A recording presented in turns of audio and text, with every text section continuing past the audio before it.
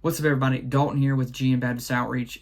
In this video, you're about to watch me interview a pastor named Zach Kinsman, who's a church planner who started a church back in 2022. And in these 3 short years in 2025 here, they started with 10 members, and now they have 170 to 175 in attendance. Absolutely amazing what God has done and what God is doing in their church. In this video, we talk about outreach, discipleship, church assimilation. We even talk about church planning. Tons of valuable information in this video. Now, before you start watching, I just want to encourage you, if you haven't already, make sure to like this video, subscribe to the YouTube channel so you can be notified whenever we post new videos like this, helping churches with outreach or with discipleship. So with that being said, I hope you enjoy the rest of this video. Awesome. Well, good morning, Zach. Appreciate you hopping on here. I know we didn't talk for a minute, but just to give everybody a background that watches this, we have lots of church planners and churches that watch these videos. But just to give everybody a background about Zach, he started a new church plant back in 2022. They run around 170, 175. But I'm going to let you give a background, and then we're going to dive right into the questions, though, and everything that I got for you. So just give everybody background real quick, though, Brother Zach, who you are, as far as when you got saved, called to preach, just briefly, real quick. Yeah, for sure. And I appreciate it, Dawn. Thanks for having me on, man. I was saved, a public school kid, trusted the Lord 2 days before my 15th birthday, and was at a youth rally at a youth group that I was involved in at the church growing up. And after that, just really changed the course and the direction of my life, and big into sports and hang with my friends and all those things that come with being a high school kid. And from that point on, just was excited to live life for the Lord. It was Amen. later that, about a year later, a little less, I guess, than a year later, the following summer, at a youth conference, that I just felt the Lord calling me into ministry and calling me to preach. And so I would have been 15, getting ready to turn 16 at the time. And since then, there's really no looking back. Went to Bible college, came back, served as a youth pastor at my home church for several years. And then that led us to where we are now in the starting of New Heights. Amen. I was just thinking this while we were talking. I actually don't think I know, but how old are you right now? How old am I? Good question. I'm 30. When you get in your 30s, man, it's like all the same. I'm 33. I'll turn 30. 30. Yeah, I'll turn 34 in April. Awesome. Yeah, I turned 30 in March of next year. So Getting up there, man. yeah, that 30 years old, I heard that's when your body starts hurting. Yeah, it starts shutting Um, down. yeah, well, mine started, I feel like a couple years ago. I got like a bad arm. I got to go have surgery on my arm, all kind of stuff. Oh man. That's awesome though. So you've been preaching, I guess, if I was to listen right, around 15 years as far as being called to preach. Yes, sir. Yep. So really, about 17 to, yeah, about now, about 15, a little over 15 years. Yep. Yeah, awesome. Well, that's cool. So as far as the church plant, I know I mentioned it started in 2022. Briefly, how did the Lord lead you to where y'all are? Y'all are in Connecticut, correct? Yes, sir. Yes, Yeah, sir. tell us a little bit about the name of the church, different things, but how did the Lord kind of get y'all there? For sure. So, New Heights Baptist Church is the name of the church we planted there in April 2022. We're in Newtown in Sandy Hook, Connecticut. Obviously, Sandy Hook, known for the tragedy that happened to elementary school back in 2012, and still a lot of hurt and trauma that the town deals with from that. I grew up in the town next to it, which is Brookfield, small town. And so when we knew in Bible college that the Lord was going to lead me to be a senior pastor, and we didn't know what that looked like, if that was candidating, if that was starting a church, but I always leaned towards, it was going to be taking a church. And God just began to work on my heart, really, a few years before COVID, about the possibility of planting a church. And there's such a great need in New England. There's just not a lot of gospel preaching churches. And so a lot of people told us, I mean, it's hard in New England, but it's even harder in Newtown. It's a very wealthy community. But we just felt like this is where God wanted us. It's where I grew up. It's my home area. I knew people, my high school friends, and people still in the area, and I just had a burden for where I grew up. And so Yeah. God nailed the call in Newtown and Sandy Hook, and we started in 2022, and he's been faithful. Amen. What college you go to? I went to Howes Anderson Okay. for 2010 to 2015, and I'm currently um, studying online with Pensacola to get my master's. Okay, awesome. Now that you say that, I think I've asked you that before as far as the college thing. Mhm. So as far as church plant, started in 2022, y'all run around 170, 175. So really, I mean, 3 years, that's really good. That's awesome, what the Lord's doing. How many did y'all start with as far as a core group? Did y'all start with a core group? Was it just you and, just by yourself? How did that work?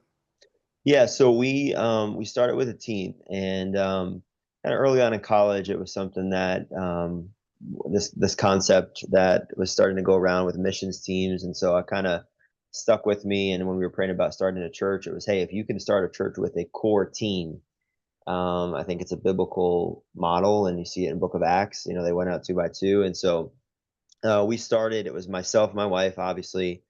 My parents were with us.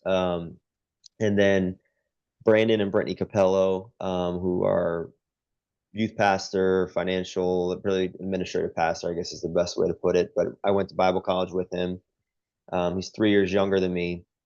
With the Lord really knitted our hearts together, and he said, "Hey, if you're going to pastor, you're going to start a church. Like we're there, we're with you." And so when we Amen. knew we were starting a church, we called him and said, "All right, let's get rolling." So he packed his bags from the Midwest, moved to Connecticut.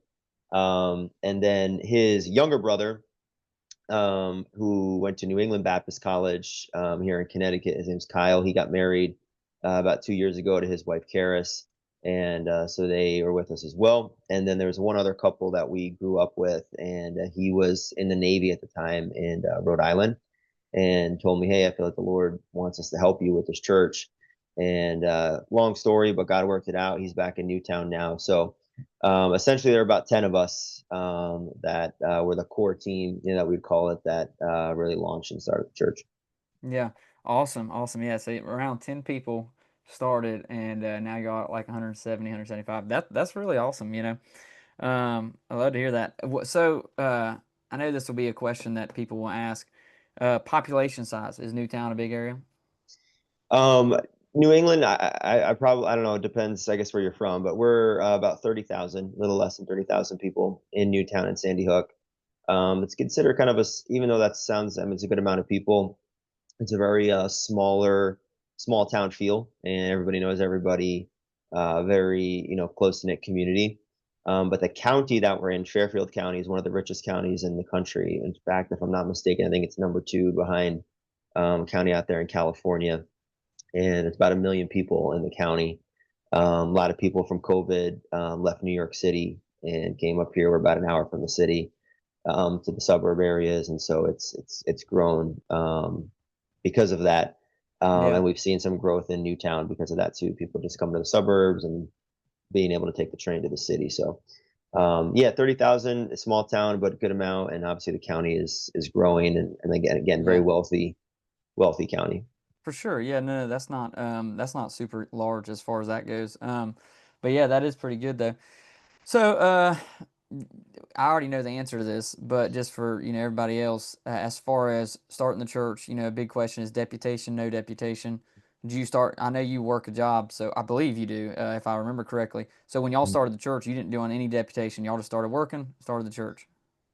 Correct. So we were just let's get rolling. I didn't, and not that anyone who does this is wrong. We didn't want to be on deputation for 3 years. It was just, Yeah, let's get to work.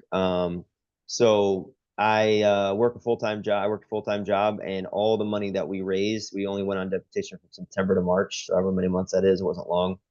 Um, we put back into the church, and so yeah, every dollar went to the church, which was, humanly speaking, huge as far as us being able to get off to a fast start. And right now, I'm part time at the church, and in January, Lord willing, I'm going to be going full time. yeah, But it was yeah, we raised, I mean, not much. I think it was about $3,000 a month, and that just went directly to the operations and getting things rolling, and saving some money and things of that nature. So I went back into the church, which I probably in hindsight wouldn't advise to people. It was a grind. It still kind of yeah, is, and a balance. Um, but the Lord, used it and blessed it, and Yeah. we're in a good position because of it, I feel like.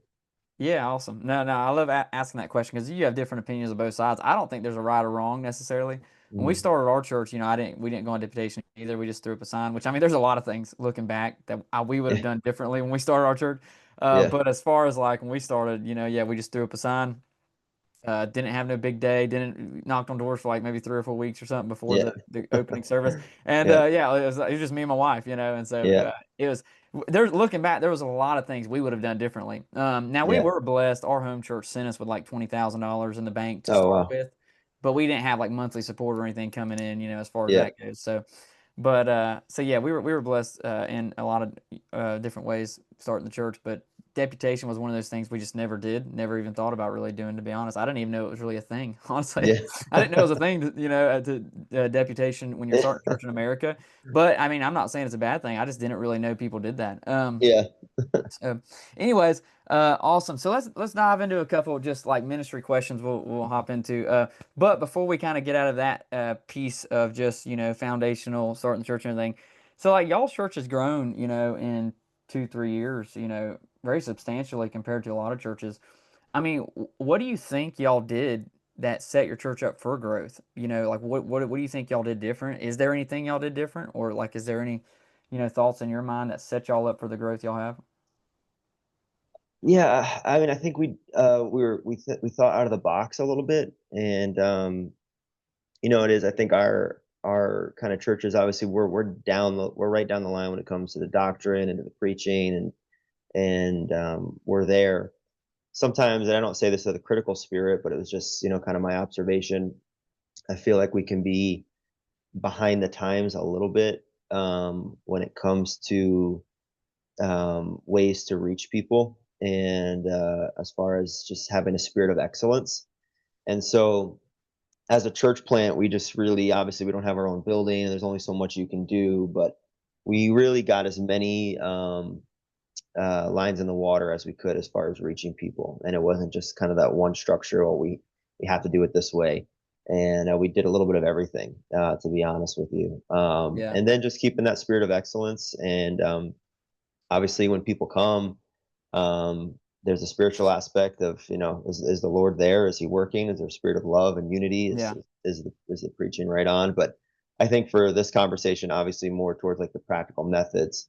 yeah, I think it was more just a lot of, and we're still learning and we're still growing. But I think that what I did and what I continue to do is I've kind of gone out of the box a little bit to people maybe outside of our circles to see how different organizations and churches do things to experience growth, and obviously not compromising your doctrine and all that, but just the methods, and then put that into play kind of where we're at.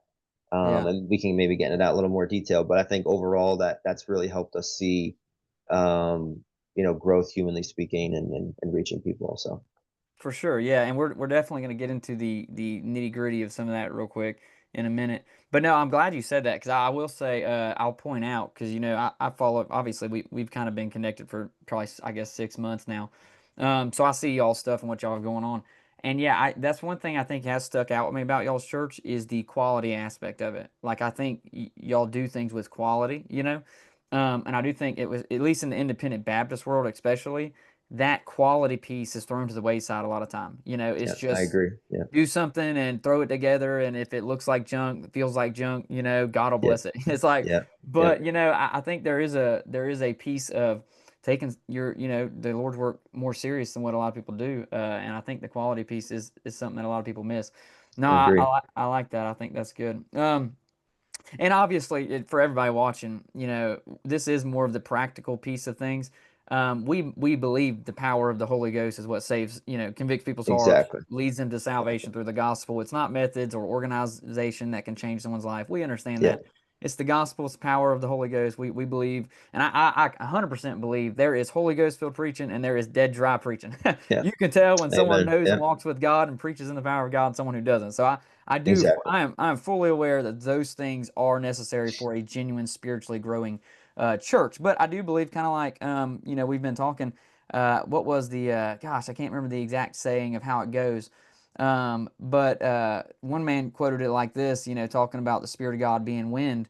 he said, in our lives, you set the sail and the Spirit of God can breathe on your life, but a lot of people don't even set the sail. They don't Exactly. they don't give Exactly. opportunity for the Spirit of God to breathe and move Yep. through what they're doing. So, Yep. um, so yeah, I think all that goes into play. That's awesome. So that kind of answers the second question, or the other question I had that went along with that is kind of the same thing. What are y'all doing that you think's different than other churches? And it kind of falls in the same place, mainly because there's a lot of churches that believe just like you. I fully believe there's a lot of churches that believe just like you, doctrinally, but aren't growing. And so there's clearly, there's kind of like some different aspects there. But I think you answered that. So let's get into the ministry details as far as just the nitty gritty. So first we'll Yeah. deal with Just gonna kind of. adjust my phone here. Sorry, my phone's falling on me. I have the old school headphones because I've been watching too many videos about how AirPods are bad for you. So Yeah, the Bluetooth hold on. stuff. Yeah, Yeah. I always Okay. feel like I'm I'm getting good. brain cancer. I Yeah, know. I won't, and I know you. Just let me know when we start running out of time. We Yeah. can No, cut it we're off. good. So let's get into the nitty gritty. First, we'll kind of deal with outreach, and then we'll deal with discipleship. Um, so because this is a lot of stuff the churches want to know. What are y'all actually doing? That was one of the questions a guy asked me before we got on this call. Is what are the details of what they're doing? Ministry life wise.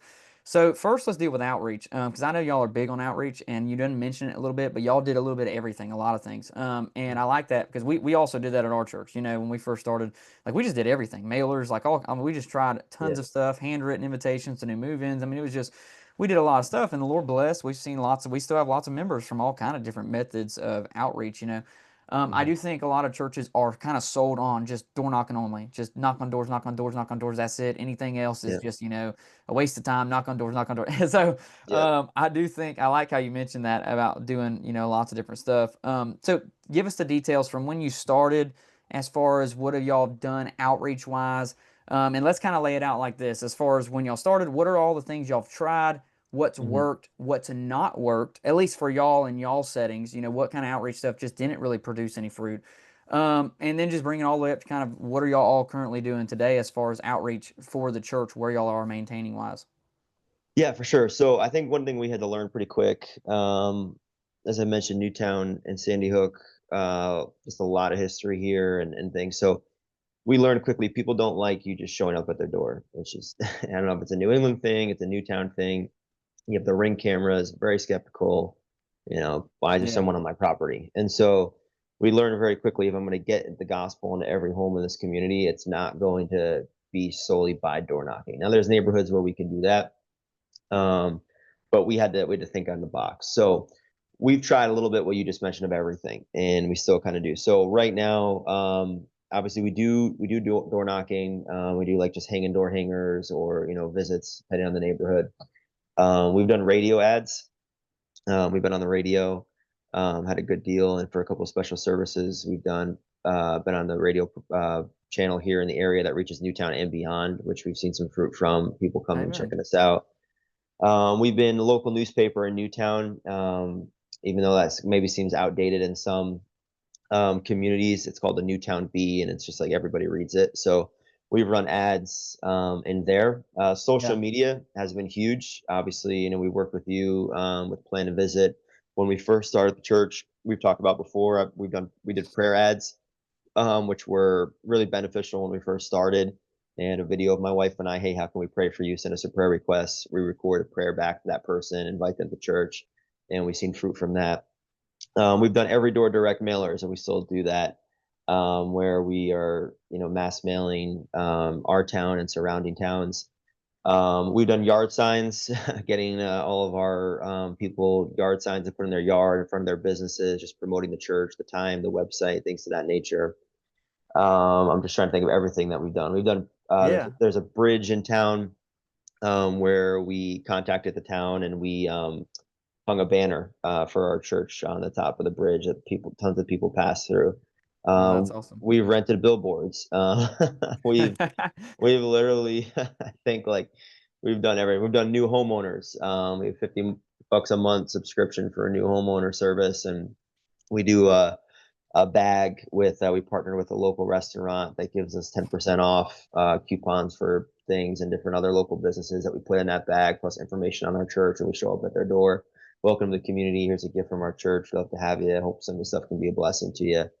So we've done a little bit of everything. Now, Yeah. obviously, um, the one thing that I realize, and there's a balance in this, but it's you hate to, and some people might get upset with me using this terminology, but I think it's just the reality is just like if you're starting a business, if you want the business to grow, you have to put money into the business to see it grow. Yeah. And Jesus said, I must be about my father's business, right? So not that the church is the greatest business in all the world, the greatest organization in all the world.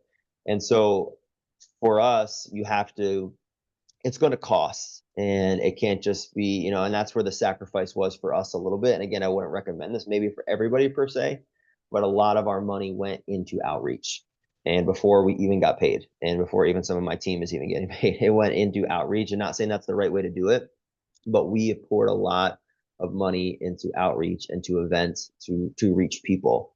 Yeah. And then the fruit kind of comes from that, because as they come, they get saved, they get discipled, they get baptized, they grow, they tithe, and all those things has kind of led us to this point where we're at now.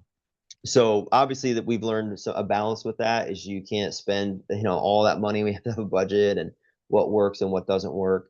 For our area, what's been big is the social media ads, and hopefully that's a conversation you and I will be having here in the future soon. But just having an annual campaign, and I understand like some churches you can't afford only special events, but for us it was just having a presence online all the time. Like Yeah. we want that, I walk into the Dunkin' Donuts here in town. I've had people come up to me and say, "Oh, I've seen you on Facebook, or you're in prayer ad, Yeah. or plan to visit." And like, we want people to know where we are. And so social media has been huge. We do teams now that will just hang door hangers. So we're maybe not as abrasive knocking doors in certain neighborhoods. Some we can knock and have conversation, but a lot is just flyering with door hangers. We had a man this past week come to church and said, I have a steep driveway. I could not believe I had a door hanger. And because that person climbed that or walked that driveway, we had to kind to come, so we've Yeah. had, we do that, social media, and then we will budget mailers about 3 or 4 times a year. They're very expensive, Yeah. but we've seen fruit from it. So those are the main three: the door flyering, social media, and mailers that we do consistently right now. And maybe we'll get into this, and then I'll hand it over to you. But one thing that's been huge for us now too is word of mouth. And I think as our church has grown and people are getting saved and baptized and are getting excited for God, they're bringing their friends, they're bringing their family. And so even Yeah. more so than these outreach tools that we're talking about is the word of mouth. And Yeah. people, I could literally give you a long list of like one person and how they're connected to like 6 families, because that family brought a family, that family brought a family, so Yeah. that's the beauty and also the power of the gospel when you get people in the pews. So Yeah. long No, answer, but I no. hope that makes sense. No, I love all that. I even wrote down the yard signs for members to put yard signs in. I like that. We've never done that. We might try that. So no, no, that was beautiful. There's actually several things that I want to add to that. And one of the big ones was the investing in outreach piece. Okay. So I know we do digital outreach for stuff. And so this is not because we do that for churches. Before we ever, GM Baptist Outreach was ever started, before we ever started doing anything like this, like when we started our church, we dumped money into outreach. Like Yeah, before we even did digital stuff, I didn't even know digital stuff was around when we started our church as far as running paid ads for churches. So before we even did digital stuff, we believed in outreach. Like we were yeah, doing every door direct mail flyers, spending thousands a year on flyers going out every door direct mail. I mean, we were investing in outreach. So, and I do want to kind of piggyback that because if someone does get upset with it, that's just between them and God. But it to yeah, me, it's like a shaming thing when like churches are like, we don't want to spend a dime to reach souls with the gospel. It's yeah, like that don't even make sense to me. Like, yeah. Agree. you would spend money to remodel the sanctuary or anything of that. Yeah, There's nothing wrong with that. But my yeah, goodness, like people are so focused on I feel like the wrong side of things when it comes to that outreach piece. Because even if you're not, you ain't got to pay money for digital ads. That's fine. Go spend thousands of dollars on flyers. Do something, but put a couple yeah. $1,000s a year in your outreach budget. Um, Exactly. And I think if I could throw in there real quick, I'm going to cut you off, but there's a book that I read, and I think it's by Rayner. And is it Autonomy of a Dead Church, or 10 Signs of a Dead Church? And it's a very small read. I don't know if I have it on. Yeah, Thomas Rayner, and a small book, and he gives you 10 things of a dying church. And one of them, essentially, is what he's saying is not willing to invest and put money into reaching people, and that should be one of your highest budgeted items after your Yeah. staff. And I feel like in our circle, in our churches, a lot of times it's not the case Yeah. for whatever reason. So that was when I read that as was a big motivating factor to kind of what we're talking about. I didn't mean to cut you off. Okay, real quick, I just want to hop on here and tell you that GM Baptist Outreach is who sponsors this video, and I want to give you a brief description of who we are. So we help churches reach their communities and bring visitors in the doors of their church every single week with what's called the Digital Tract Ministry. And we're working with churches all across the country. We have 170 plus churches we're serving in rural areas, populated areas, also in 5 different countries around the world. And so it's amazing what God's doing with the Digital Tract Ministry. And we would love to help your church set this up as well. And so if you're curious about it and you want to know more about it and what it looks like set up for a church, you can find a demo video in the description of this video. You'll find a link to sign up for a demo video that walks you through the exact process of the Digital Tract Ministry. It also walks you through the financial side of things of what it looks like set up for a church. And so with that being said, super glad you're here. Sign up for that. Make sure to like and subscribe to the YouTube channel. It's going to allow us to put out a lot more valuable content for churches to help them with outreach and discipleship. So go ahead and enjoy the rest of the video, and we will see you on the other side. I want to throw that book in there because if anyone listening, it's a great book. I would recommend it. Yeah, no, I've actually got a kind of a philosophy on this that I think I'll probably be crucified by some people for. But my opinion, at our church, we don't do it. Like I don't believe in it, but like I believe in worldwide missions. You know, we believe in supporting missionaries. You know, but I think the philosophy has like really filtrated the church when it comes to worldwide missions, and they'll spend $20,000 a year on worldwide missions, but they won't have a budget of $2,000 or $3,000 a year for their own community where God put them in their Jerusalem. Yep. My conviction is we're not going to spend more on worldwide missions that we're not willing to spend in our own community. And so we spend yearly, we probably spend more outreach for our local community than we do for worldwide missions. We give a lot to worldwide missions. I mean, I have no problem showing how much we spend on missions a year. We do give to worldwide missions. We believe in it.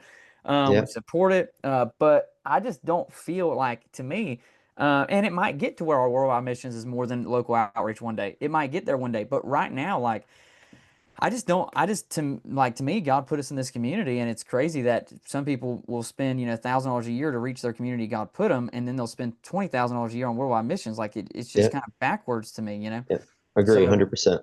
Yeah, that's kind of my philosophy on that. And so, yeah, no, we believe in outreach, always have. Before GM Baptist Outreach was even around, we believed in it. And so investing money, if that can just be the one thing of this whole video somebody gets out of this, is just don't be scared to invest money into reaching the community, 100%. And it's another thing, even like you mentioned business. I know, church ain't a business, but a lot of the stuff when it comes to outreach in the business world, they just call it marketing. It's just a different term. Same thing. Exactly. Yeah. They just call it marketing. And so the reason businesses a lot of times rapidly grow is because they dump money into marketing and outreach to sell their products and services. And they don't even have the Holy Ghost blessing what they're doing. Imagine if you did it as the church and you got the Holy Ghost blessing what you're doing, the methods of outreach. I mean, yeah. Yep. And I would think too, like I know I don't want a Starbucks franchise owner, a Dunkin' Donuts franchise owner,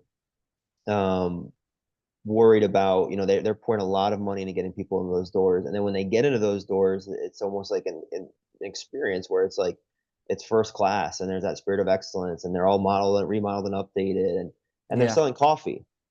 Like we have the greatest message in all the world that's going to transform and change lives. So why are we not getting it out there in the day and age that we live in 2025 and in every possible way? And then when those people come through our doors, there's a spirit of excellence and you're doing the best with what you have. I understand we don't all have, great facilities. We rent a building, but you're doing the best with what you have where it's a spirit of excellence. It's first class and they're not walking into, a time portal to 1985. It's first class. Right. And I don't mean that in a critical spirit, but that was just, I don't want the Starbucks local business owner to be more passionate about a spirit of excellence and getting people in his doors over coffee and donuts than we are with the gospel. And so, anyways, that's my philosophy with it. For sure. Yeah, no, I can't tell you how many times I've went in an independent Baptist church, especially I say independent. We're independent, local Baptist church, that is, independents have become a movement in and of itself, but we're just an independent local Baptist church that operates by the Bible. But I can't tell you how many times I've went into some Baptist churches and it's like the urinal has been shut off for the past year. It was like Yeah. that last year at Revival when I went to it, and their Yep. urinal still ain't working now. It's got the whole thing Yep. shut off now. And sometimes there are financial reasons, and sometimes, but I mean, sometimes stuff's just not done because it's not seen as a need to be have good quality things. Exactly. So I completely agree. Anyways, I'd love to talk more about outreach. We could talk more about the a paid ad piece and all of that. But maybe we'll do a whole different thing on marketing one day down the road or something. Uh, Yeah, for sure. yeah, so we'll slide past the outreach piece now. I feel like people probably learned a lot from that. So as far as assimilation and discipleship, this is another area I think we've like even people that door knock like crazy, 20 hours a week. They see visitors from outreach, or Mhm. they're doing different outreach methods. There's some people that do really good on outreach and they see lots of visitors. But another thing that you see a lot is the assimilation piece falling through the cracks, and that's the same way we see it at GM Baptist Outreach. Like we talk to probably 40 churches a month, easily do discovery calls of 40 churches a month. We actively work with 170 something churches right now with outreach. One of the biggest pieces we see is assimilation. Like churches, they can get tons of visitors, but keeping visitors is the issue. And a lot of it does Yeah. fall back to the quality piece of, like you just said, on the back end of what they're getting when they get there. Are they getting a Mhm. dead dry church, unorganized church, an unfriendly church? Are they just getting something that, you know what I mean? Like, what are Yeah. they getting when they get there? So that assimilation piece is very important. And I know me and Andrew spoke about this when I did a call with Andrew Broucher. That piece of people need Jesus, but they want friends. And so Yeah. like they come back because of relationships. Exactly. And so Exactly. that is a big piece in the church assimilation that a lot of churches don't focus on. But like one of the biggest things in our church that I think unlocked a retention of visitors and our church growing is when we started a hospitality team and we focused on having a strategy, so to say, in place on getting relationships established with visitors when they Yeah. get there. And it was a big piece for us. The Lord really blessed, and we started seeing a lot of retention, a lot of growth since then. But give us your process. So, I know there's probably more details than you can even describe that you don't have to go in all the details. But in the life of, y'all's church, when somebody comes in, first time visitor, what's kind of that process there just for the first time visitor piece first, and then we might get into long-term discipleship afterwards. Yeah, for sure. And assimilation, I mean, this is something I'm so passionate about. I could talk about this forever. And I'm so hungry to learn more about it and to Yeah. just have a good system in place.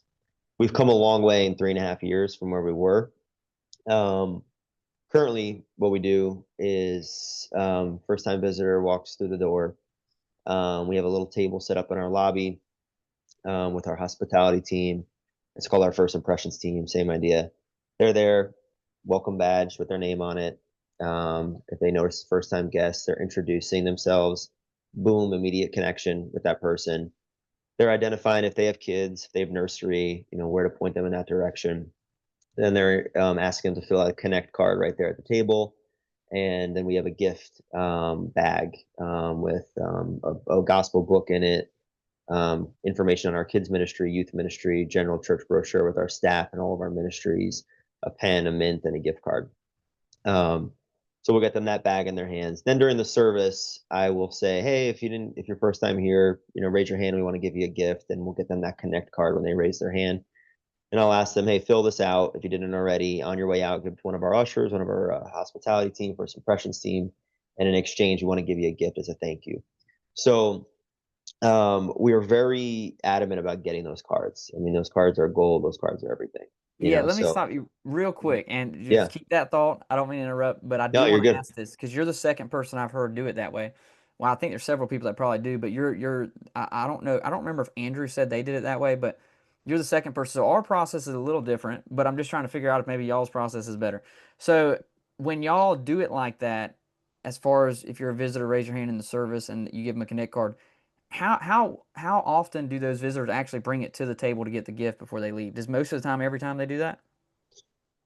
A good amount, but I've also instilled into the guy who runs our first impressions team to train the ushers and the greeters. We're getting that card from their hands. You know what I Yeah. mean? So like we like I you know who has the card, know who filled it at the table, know who got it in the service. I mean, you're watching them, right? So we rent the building. We don't have this 1,000 seat auditorium.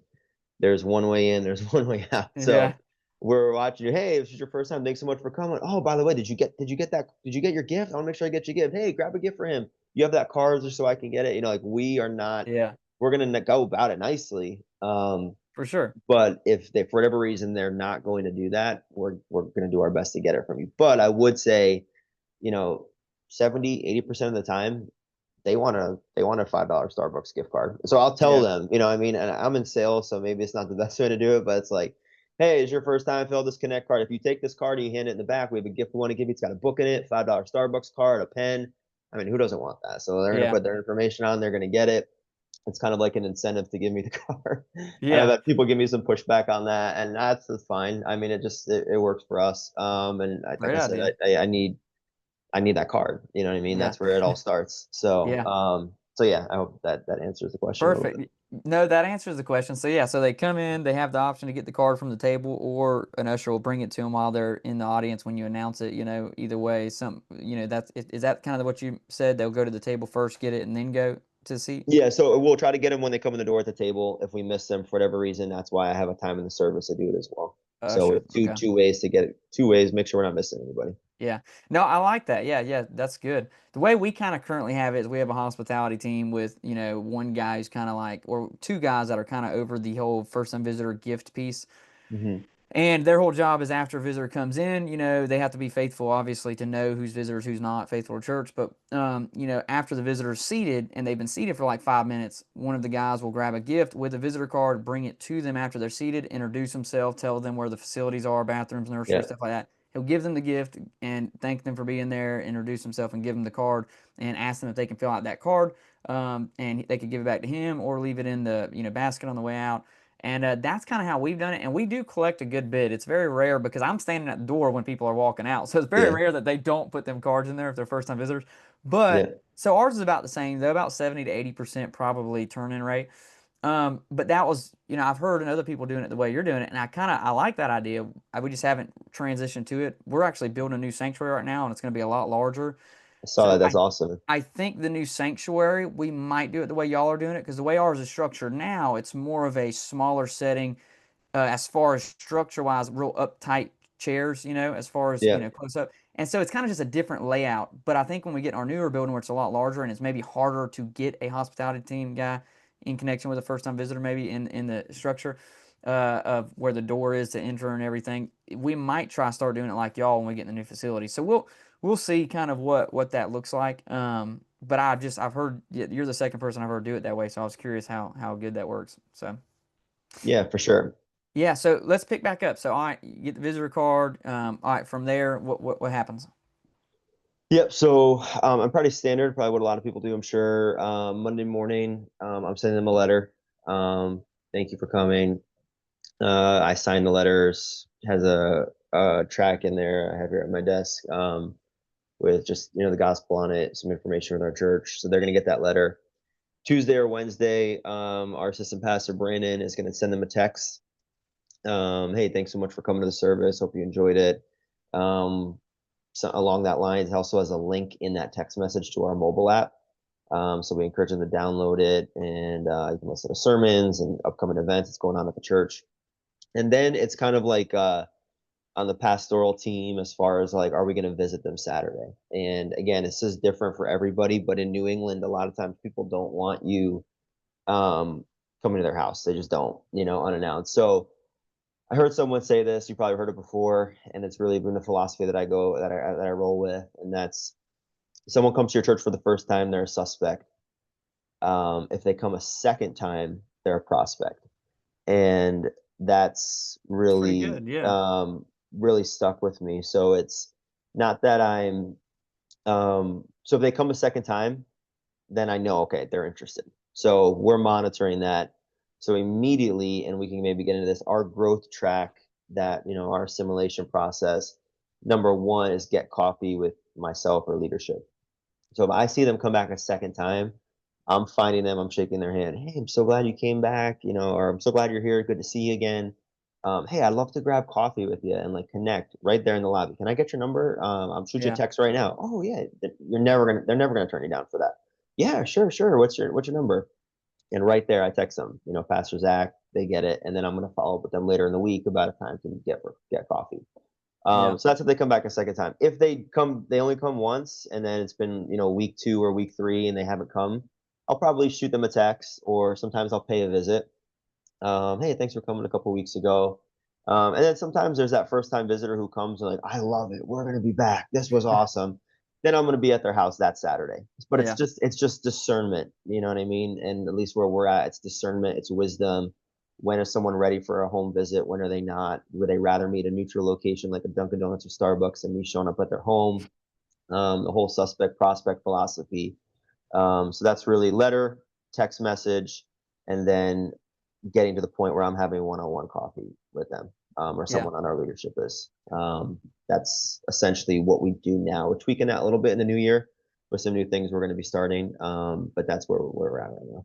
No, no, I love that. And trust me, we're the same way when it comes to the whole visiting in house piece. I mean, we'll still do some door knocking and stuff, but as far as like first time visits, like I don't go visit them in person. And it's Yeah, just something that I've noticed, like when, and not that I'm against someone who does, but I've just noticed when I go visit people in person after they visit the first time, they very rarely ever come back. The ones that I yeah, don't visit are the ones that do come back. And I feel like it's because they're almost embarrassed because I've seen their house or something, or maybe they yeah, think I'm a crazy preacher now that's going to be visiting yeah, all the time. So they're not, I don't know what it is, but I yeah, feel like in my experience, pastoring, it's been the people that I visit right after they visit the first time that don't come back. The ones that I don't yeah. visit are the ones that do. We've seen that several times as well. Yeah, Yeah, so I'll shoot them a personalized text, thanking them for being there, and they'll text back. They love that, and they'll text yeah, back, and so that's kind of what we've done is that just the personalized text piece, and it's really been big since we've started doing the text piece, and not doing the in-person visit. So no, that's awesome.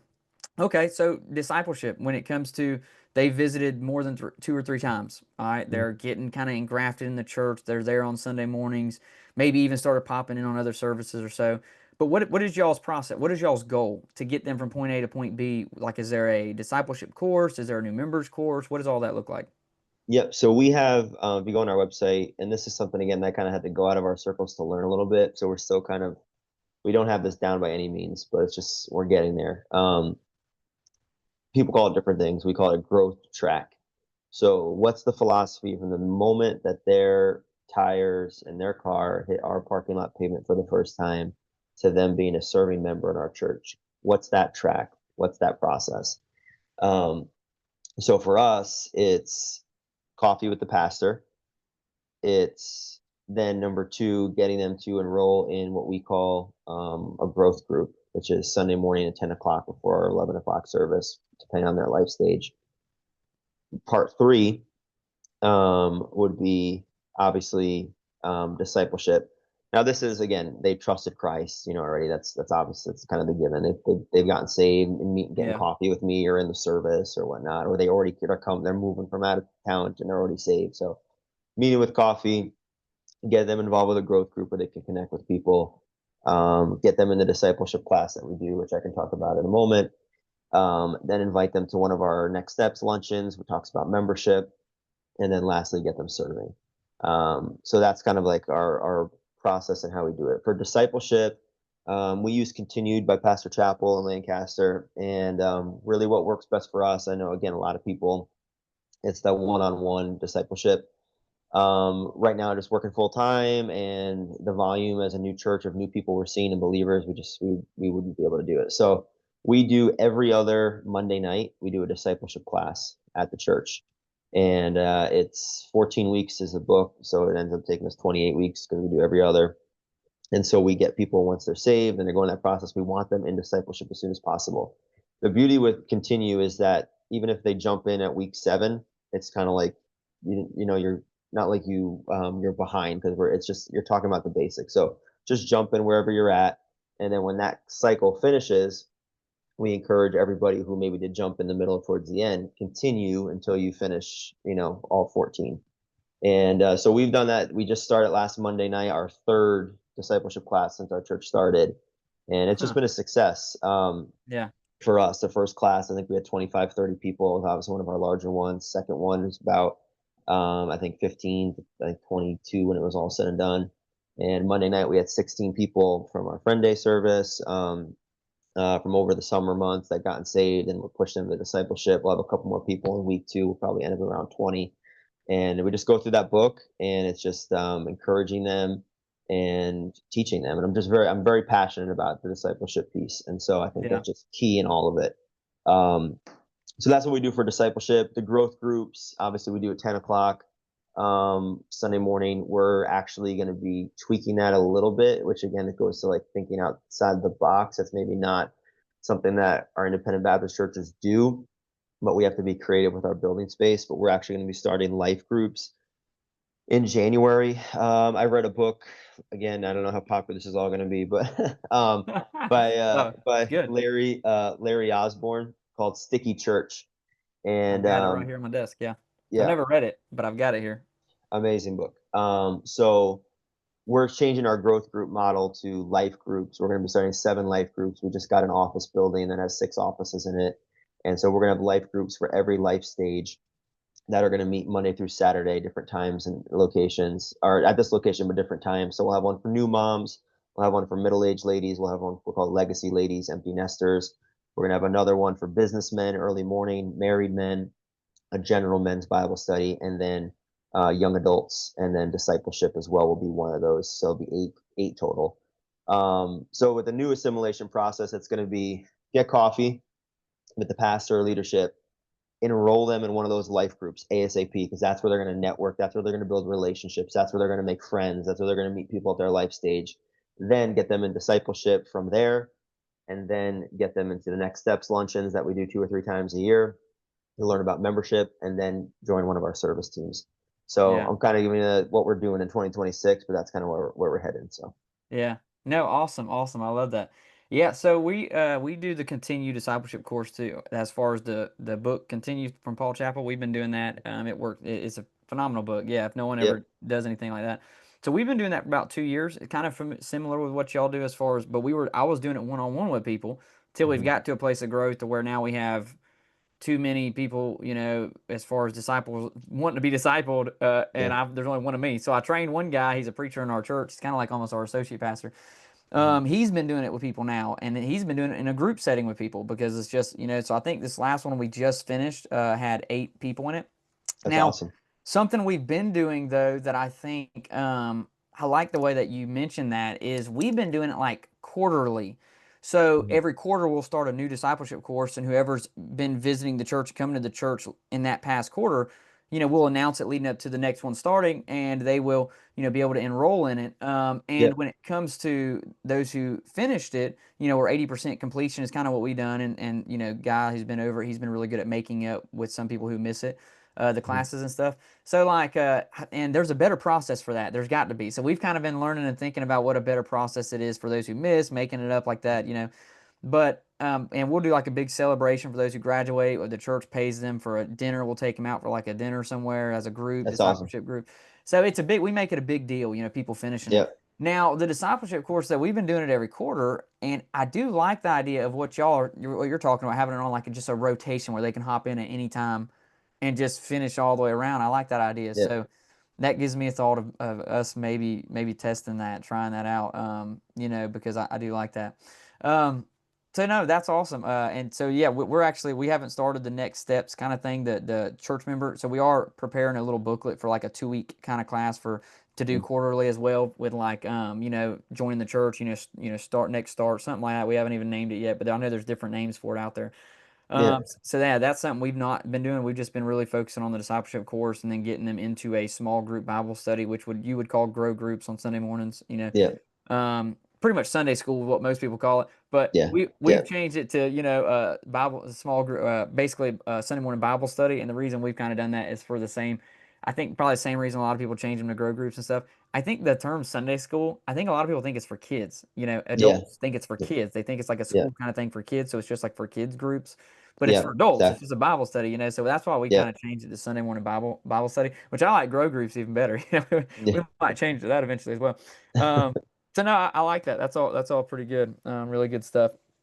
Okay. Any other as far as that goes? Is there any other details you want to add on the discipleship piece before we kind of pass on to that? And I got one more question, then we'll be done. I know we've been a lot longer than what you was anticipating. Yeah, no, you're fine. Yeah, I would just say, obviously there's no like right time. That was kind of with me, like, oh, when am I going to discipleship? Let me wait till I'm this. Or it's just like, if you're not doing it, just start it. You know what I mean? Yeah. Just do it. You'll figure it out as you go. You'll figure out what works for you. We've had to tweak things. We're still tweaking things, but just have something where people can grow and disciple. And so whoever's listening to this or watches this, I would say, yeah, just if you don't have something, just work with what you have and just get something started, because it's Yeah. just so key to the health of the church and obviously the spiritual growth. So Yeah, I think Simple Church, and I mentioned this on the call I did with Andrew. We talked about it. Have you ever read Simple Church by Thom Rainer? yes, yes, Yeah. Simple Church was a huge book for us that yeah, changed our discipleship process, and our church has very been blessed since we have done it, focusing on a point A to point B process of discipleship when people get in there. A lot of churches don't, especially old timey independent Baptist churches. It's just like, you know, our goal is just to get them in every church service, and that's it. yeah, that's like yeah, that's like their exactly. that's like the only discipleship process they have. And Yeah. and I think the Simple Church, and we kind of had a process in place with Continue before I read that book, but when Hmm. I did read that book, it gave me more clarity on just actually an organized kind of streamlined process, and so that was a very beneficial book for us. Yeah, that's awesome. Awesome. So one other, we'll kind of wrap up with this. So, like, if you could go back, and I know I've got tons since because we started our church, back in 2019, and I mean, there's tons of stuff I would go back and change as far as when we started. But I like to ask this question. So, if you could go back to when you started the church, is there anything you would do differently? Because we have a lot of church planners that listen to this, that we work with, launching their churches and stuff. And so, this is a popular question. Is Hmm. like, do you launch with a big team? Different things. Like, is there anything you going back and seeing what y'all did differently? Would you go change anything, launch wise? Mhm. Yeah, I would say so. I'll give you two sides to that. One that we did that I would recommend to everyone if possible to do. If you're starting a church, do it with a team. It's just Yeah, going to be a game changer. It allows us, a 3.5-year-old church, to operate like we've been around for 15 years. Not because I'm anything great, because obviously it's not the case, but I've surrounded myself with really good people who are just all in, and we can run departments and ministries like we've been operating for a long time when we're only 3 years old. And so if that's humanly possible and you're able to do it with one other couple or two other couples, I would do it. What I would change, I kind of alluded to this in the beginning, is I would just I think there's a balance when it comes to raising money and deputation. I wouldn't advise, like, don't be afraid to work a job. Don't be yeah, afraid to be bivocational. Like, do what you have to. Don't wait around 4 years to start church. yeah, Just get after it. But I would think that there's a balance where we maybe went into it so quickly, and having a young family, and just it was a lot. We moved, we worked, so I would definitely find that happy medium of raising support where you can take care of your family, and maybe you still have to work a job, but it's not as demanding. yeah, So we did it. We did deputation for like 6 or 7 months, and then I know there's people who do it for 3 or 4 years. Where's that happy place? Where's that middle ground? Maybe that's a year and a half of what we need to do, 2 years at the most to get started, and I think even 2 years is a lot. yeah, But find that place, raise money, take care of your family, so you can focus a lot on the church and your balance, because you don't want to burn out, and you don't want to overwhelm yourself. And thank God, God's brought us through those seasons where it was just a lot. The church grew a lot quicker than we anticipated. yeah, And there was just a lot that came at us so fast. We had another baby in that time frame, and it was just so quick. So we're at a great place now because of where I'm at part time and going full time. It's awesome. But in those early years, if you can have that support, so you can be more balanced, I would encourage that. But find that middle ground so you're not on the field at the same time for 4 years before you start. yeah, yeah. No, that's good. That's awesome advice.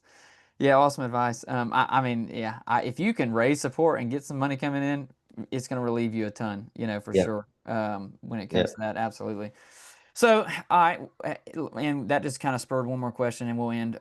Any pitfalls in the ministry in the past 3 years that you think y'all had to go through, or you experienced that was like really hard, or something that you think maybe could have been avoided, maybe couldn't have been avoided? It was just a learning curve. But as far as like any pitfalls, to warn anybody about. Yeah, I would just say, you have to learn, and I'm learning, you have to have thick skin, in ministry, with people like in your church and in your community, especially where we're at. It's not very a pro church area. And so you just have to find your security in Christ, and that relationship with the Lord is just so important, and being anchored to Christ and walking with him, and staying humble, staying surrendered, not thinking too much of yourself. Yeah. And when those attacks and those critics come, from the town, or people come to church and then just randomly leave and you don't know why. You're like, well, what happened? What did I do? And it's, you're going to face that. And, we've learned that. And so it's just your relationship with the Lord and your relationship with your spouse, and making sure you're both walking with the Lord individually and together is just huge. And it's a key in all of it. And then I would say also the outside noise, what I think I didn't realize as much, is as our church has grown and God has blessed, it's got some, people's attention in different areas for whatever reason. And you tend to think, like, going into it, like everyone's going to be happy for you, and everyone's excited about what God is doing. And you quickly learn for whatever reason, that's not the case. And there's a lot of people, they have to find an excuse for why God's blessing, and Yeah. we're liberal compromisers, or, Yeah. we, call it growth groups instead of Sunday school and whatever, and it's just, silly things. And it took me a little bit to just not worry about that and not worry about what people think. God's Yeah. called me and my family to Newtown, and I'm going to answer to the Lord. I have pastors in my life that I go to as my counsel and my keep me accountable, and that help me, and I get their advice in 3 or 4 select group. But as far as the outside noise in the social media, tune it out, and Yeah. don't get wrapped up in it, because I've been there and it's not worth it. You don't need to defend yourself. You don't need to debate. Focus on what God's called you to do, and let the Lord take it from there. And that's been a lesson that we've had to learn for sure. Yeah, no, I love that. I think it's crazy to me, at preachers, the Baptist popes, you can call them, or whatever. Yeah, But it's crazy to me how quick preachers are to criticize other ministries, even just because they just don't do it a little bit different than what yeah. they It's do it, it's or silly. traditional. We Yeah, um we just had a friend day. We just had a friend day service, and we rented a movie theater in town, because it's just the only facility that could host. yeah, When we had over 350 people, God bless, it was a great day. And we posted it on our socials, and someone commented, "Turn the lights on. It looks like a nightclub in there." And it's like, for real, man. Like, we rented a movie theater. This is as bright as we can make it, but that's what, like, 16 people got saved, 40 first yeah, time visitors, 350 people in church, and it's like, what are we doing, man? It's yeah. like, what are we doing? But you It's block the noise out, and you just do what God wants you to do. It's sad, man. It really is. It drives me crazy. Like I tell people all the time, like I think that frustrates me more than anything, and that's why, like, I guess camp wise, like, I have several. We work with pastors all across the country. I have great Yeah, friends, but I have great mentors that I seek counsel from. But one of the things that I've done my best is not to get sucked into anybody's camp. yep, yep, Like that, I'm not gonna be getting where I feel like, oh, y'all have a say so, or operate in a place to where I fear what y'all are gonna say about our yeah, ministry. Now if I'm ever compromising, not preaching the truth, or doing something undoctrinal, absolutely, call me out on it. 100%. But Yep, but yep. yeah, no, stupid stuff like that. Like, I don't have time for that. That stuff drives me crazy. If somebody would have commented that on the movie theater thing at our church, I probably would have just almost I might have would have got in the flesh. Yeah. I would have had to hold my tongue for sure. It'd have been a really It's tough spiritual. sometimes. It's tough. Yeah, for sure. Well, that's awesome. No, that's great advice. Beautiful stuff. We can wrap it up. Anything you want to end with, or are you good? Yeah, no, I appreciate it, man. I appreciate the time. And you didn't ask me, to do this, but I will make a plug, for, connecting with Dalton and his ministry there, because it is a game changer. Do what you got to figure out to get, as far as the outreach aspect, get on social media. If it's a couple events a year, that's all you can do, or it's an annual campaign, just do something. I would encourage every church, to at least explore that. But I appreciate you, man. Appreciate your ministry. Appreciate the help you've been to us and the encouragement, and appreciate you taking the time to have me on. Yeah, man. Appreciate it. Well, you have a blessed rest of your day, and thank you for your time as well. You too, man. Thanks, brother. God bless. All right. Bye bye.